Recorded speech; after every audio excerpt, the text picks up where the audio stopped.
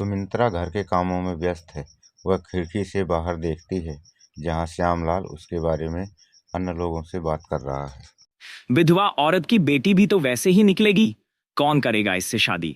लोगों की बातें कभी खत्म नहीं होंगी, लेकिन मुझे अपनी बेटी के लिए मजबूत बनना होगा। संध्या कमरे में पढ़ाई कर रही होती है।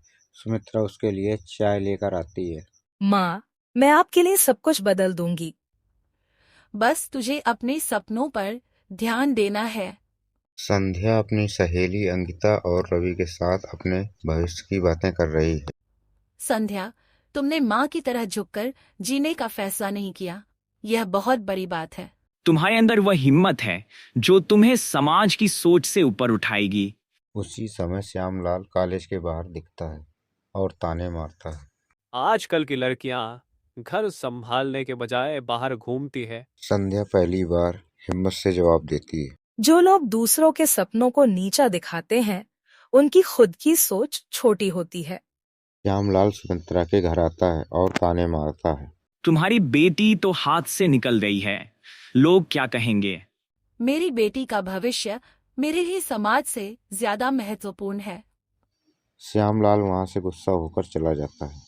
संध्या को एक प्रतिष्ठित कंपनी में नौकरी का ऑफर मिलता है। माँ, अब हम समाज के तानों से ऊपर उठकर एक नई शुरुआत करेंगे। सुमित्रा खुशी के आंसू बहाती है। तेरे पापा होते तो आज तुझ पर कितना गर्व होता। संध्या अपनी नौकरी पर जाती है। श्यामलाल और अन्य पड़ोसी उसे देखते हैं। वाकई लड़की ने सबको गलत साबित कर दिया। सुमित्रा गर्व से कहती है। अगर हर माँ अपनी बेटी पर भरोसा करे तो कोई भी बेटी असफल नहीं होगी। संध्या ने बड़े आत्मविश्वास के साथ नौकरी शुरू की। उसे अपने project head mister Arjun Verma के साथ काम करना था। अर्जुन एक सख्त लेकिन ईमानदार बॉस है। संध्या, यहाँ काम के लिए मेहनत और दिमाग दोनों चाहिए। मैं उम्मीद करता हूँ कि तुम हर प्रोजेक्ट में अपना सर्वश्रेष्ठ दोगी। संध्या सहमति जताती है। प्रोजेक्ट के दौरान ऑफिस में कुछ लोग उसकी साधारण पृष्ठभूमि का मजाक उड़ाते हैं। ये गांव की लड़की बड़ी कंपनी में कैसे पहुंच गई? कोई सिफारिश रही होगी।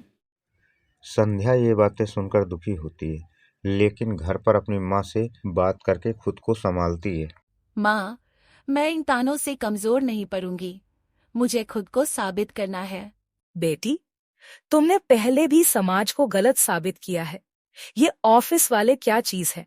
बस अपना काम अच्छे से करो। कंपनी में एक महत्वपूर्ण प्रेजेंटेशन की जिम्मेदारी अर्जुन और संध्या और उनकी टीम को सौंपी जाती है। अर्जुन ने प्रेजेंटेशन की तैयारी का काम संध्या को दे दिया। अगर तुमने इसे अच्छी तरह से संभाल लिया तो तुम टीम की सबसे काबिल सदस्य बन जाओगी। संध्या ने पूरी मेहनत से प्रेजेंटेशन तैयार किया।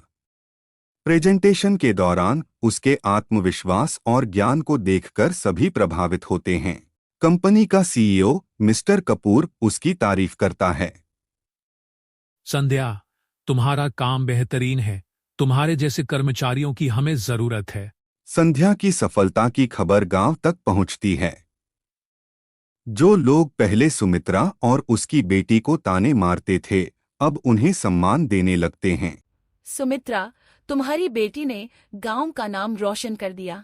मुझे माफ करना सुमित्रा, मैंने तुम्हें और संध्या को गलत समझा।